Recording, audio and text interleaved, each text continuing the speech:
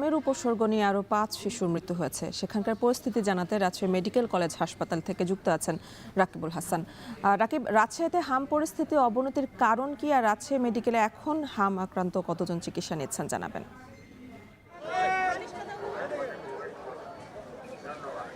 আসলে খানিকটা স্বস্তি ফিরেছিল আজকে যখন দুপুর 12টার সময় রাজশাহী মেডিকেল কলেজ হাসপাতালের মুখপাত্র বলছিলেন যে আজকে রাজশাহী মেডিকেল কলেজ হাসপাতাল থেকে হামের উপসর্গ নেওয়া শিশু 36 জন হাসপাতাল ছেড়েছেন।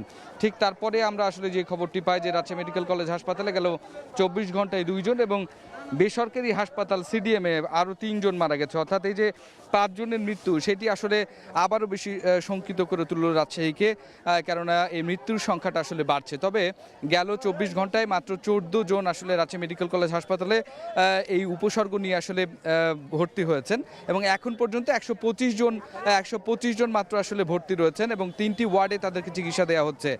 চিকিৎসকরা যেটি বলছেন যে আসলে যেহেতু টিকা কার্যক্রম শুরু হয়েছে এবং প্রত্যেকটি উপজেলা পর্যায়ে আসলে এই কার্যক্রমগুলো শুরু হয়েছে, যেখানে আসলে প্রাদুর্ভাব বেশি, সুতরাং এটি আসলে কমে আসতে পারে এবং এইটি খানিকটা স্বস্তি জাগাচ্ছে যে পরবর্তীতে আসলে যদি রাজশাহী মেডিকেল কলেজ হাসপাতালে খুলনা, রাজশাহী এবং রংপুর বিভাগের রোগীরা আসলে কমে আসে, তাহলে কিন্তু আসলে এই যে সেবা কার্যক্রম সেটি আসলে আরও গতি পাবে এবং 120 শয্যার যে শয্যায় রেখে আসলে চিকিৎসা করা হচ্ছে এবং একই সাথে ন্যাশনাল হার্ট ফাউন্ডেশন এবং রাজশাহী মেডিকেল কলেজ হাসপাতালের 18টি আইসিইউ ব্যবহার করা যাচ্ছে। সেক্ষেত্রে আসলে যেই রোগীরা আসলে চিকিৎসাধীন রয়েছেন তাদের সেবাটা আসলে অনেক ভালো করে দেওয়া যাবে এবং এর কারণেই কিন্তু মুখপাত্র বলছিলেন যে আজকে 36 জন আসলে চিকিৎসা নিয়ে বাড়ি ফিরতে পেরেছেন।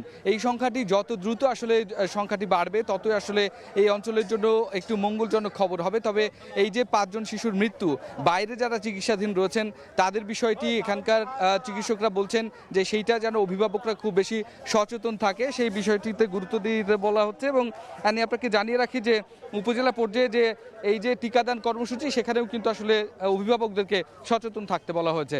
তো এখন পর্যন্ত এই ছিল রাজশাহী মেডিকেল কলেজ হাসপাতাল থেকে আমার কাছে সবশেষ খবর। রাজশাহীর হাম পরিস্থিতির খবর জানাচ্ছিলেন সহকর্মী রাকিবুল হাসান।